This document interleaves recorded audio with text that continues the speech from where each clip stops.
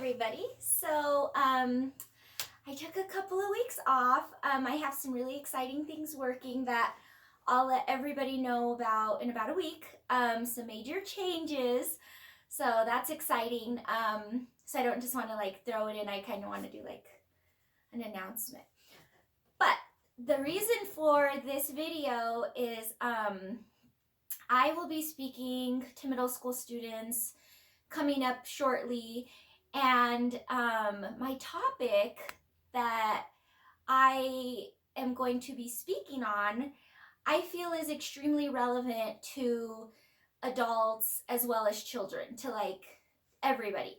So I thought I'd give you guys that message first before I share it with the kiddos. So when I was thinking about my topic, I think I put myself in that position at that age, and I thought, okay, what did I need to know? If I could give my 8th grade self some advice, what would that be? What could have made my life so much easier? And I mean, even now, I feel like the lessons that we needed way back when, we still need to remind ourselves as adults. And it's like the fundamentals, they're like your tools, your strategies. If you needed it then, it's gonna pop up at certain times as an adult, right?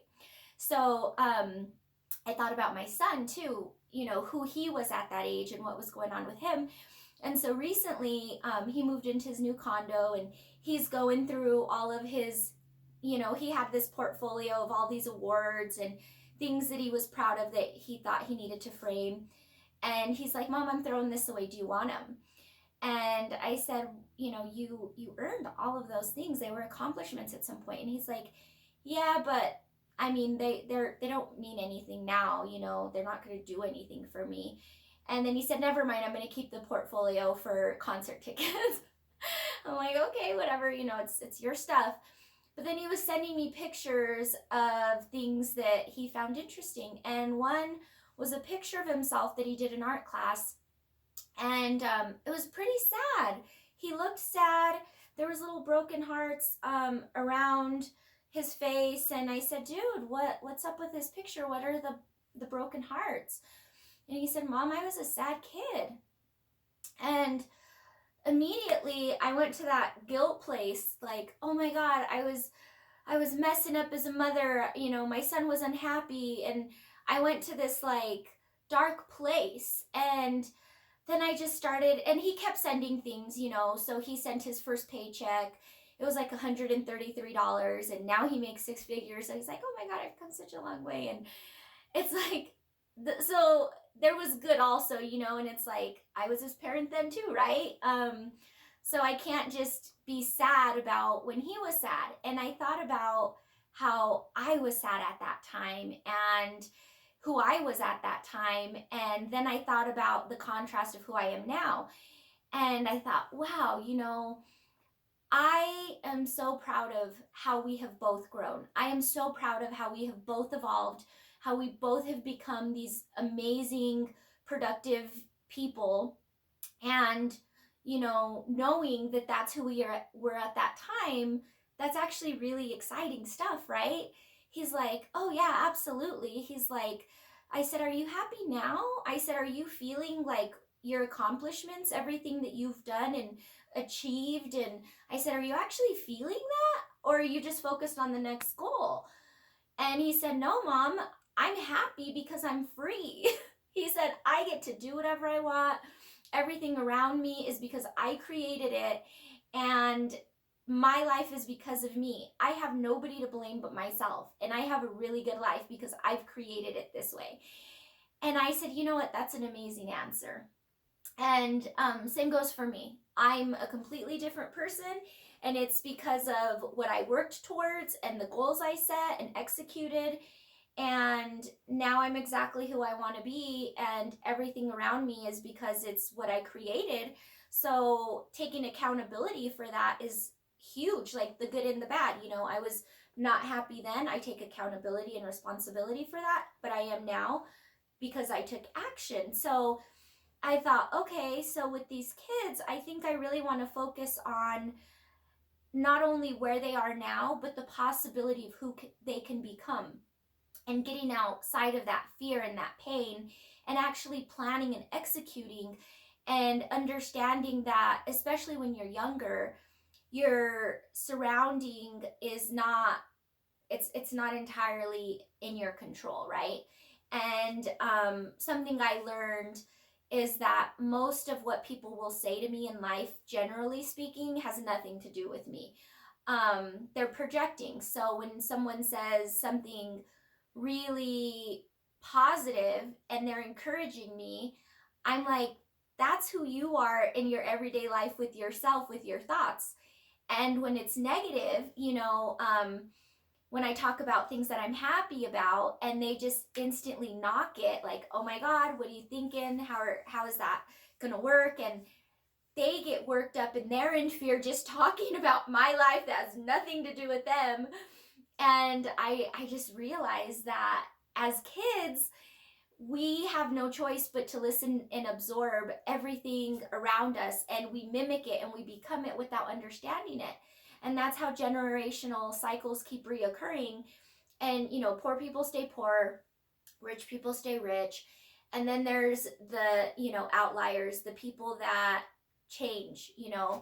And I thought, what if we understood that sooner? What if I understood in middle school not only what I was going to become, but the fact that I had it in me all along?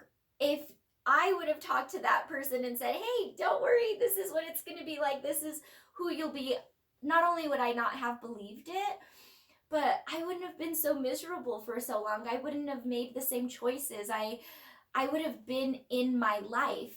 And a lot of things that occurred throughout the years, I was so afraid and I was so unhappy. And I look back and I'm thinking, I wasted so many my 20s were a nightmare, because I was so afraid. But if I told you the details of my life, you would probably think, wow, that's impressive. Wow, I accomplished amazing things. At 23, I got a liquor license. I had no idea that it was such a difficult thing to achieve. Especially never have done it before, never having any experience in the industry or with legal documentation, or all of the little details that are part of this approval process. It's like a 9-month long process. I had to get fingerprinted. They had to do a background check. I had to do a financial affidavit with exactly how much money I earned and what I spent to show that I had the capability of being responsible for serving alcohol to people. And I had a sign that if I ever got caught, abusing this privilege, I would go to prison. It would be a felony. I would lose my liquor license, and it's going to cost $5,000 just to apply. That's not even guaranteeing that. And so I was horrified during this process. Every day I would just cry and just hope for the best, really. But every day I took one step. Okay, now I got to do this. Okay, now I got to do this. And I did it. And I had a nightclub for 7 years. And I had 50 to 60 employees at a time, and I made so much money. I was so miserable that entire time because I was afraid of the future. I was afraid, not realizing not only the way my life was, but appreciating it, And now my life is so much simpler. It's so simple, and I love that. But everything I do, it's what I want to do. It's who I want to be around. And the people that say things to me are just at a whole different frequency and vibration than the people that were around me at that time. And I didn't recognize that I was nothing like the people that I was around. And that's why I was so uncomfortable all the time. But I was so afraid of letting go of something I worked so hard for that I stayed in pain and I stayed miserable. And I feel like in relationships especially, people are afraid to be alone. They're afraid, of what people will think. And it's just fear, generally speaking, what causes them to make really poor choices. And they sit in pain and they stay in pain and they avoid the future and they avoid what's to come because they are afraid of being hurt, so they live in hurt. I know it sounds crazy, but we all do it, right? And so I thought, wow, I need to really address this with the adults that are also doing this to their children, because I'm a huge child advocate. I know I've mentioned this before, but I prayed hard every night as a kid that I could help kids like me. And I think it starts with the parents, and, um, you know, fueling your children with optimism about the future, getting them excited to engage in what's to come, and helping them plan and talk about what that looks like without avoiding it and falling into those dark patterns where you're so busy trying to be approved of and fit in, and you're just happy somebody's not treating you poorly, that you take whatever you can get, and you're just at a lower vibration with everyone around you, instead of just zeroing in on who you are and being that, and then looking up one day and everyone that's attracted to you is attracted to that true authentic self, not that ego body, this skin that we're trying to dress a certain way and get approval by certain people and be accepted by this group and that group. When you're not so caught up in that superficial world, you can give you so much more love and nurturing that is going to help you with your identity, that's really going to help you take control of your life. So I see my son, and one of the biggest things was always choices. Everything we did, we'd drive and I'd ask him, should we go right or left? And every now and then we took the wrong turn. But to be perfectly honest, he would learn, he would take accountability in that moment. Oh, shoot, mom, I'm sorry, that was the long way. Next time, let's go that way. So everything was a choice. Do you want this or do you want that? And it was always things that didn't matter. But what I was doing was I was developing his brain to not only take accountability for the choice that was made, but feel heard, feel important in his world. It was his world. I knew that we were working at the future, but for him, he was just making a simple choice. Should I wear this or should I wear that? It might be cold. Maybe it's going to be warm. Maybe I'll just take a sweater and dress like it's warm. So he was making choices from the beginning, and he still continues to do so. I'm like, dude, let's hang out. He sends me screenshots of his calendar, just like, can you fit into this? Or, I'm sorry, I'm busy. But it's like, because he's so planned out for years to come, and he has a game plan, and guess what, every day he's happy because he's reaping the rewards. And so he's 20, and I'm like, wow, if I would have had these skills at that age, if I would have started developing them in middle school. So I'm like, I'm going to talk to these kids about that, and I hope it makes a difference in their futures. And I'm just going to go ahead and do a quick video so that all the parents that are raising young kids that are sad and lost, and and just getting in that mindset of, what do I want, where do I want to be? That's not impossible. It's totally doable.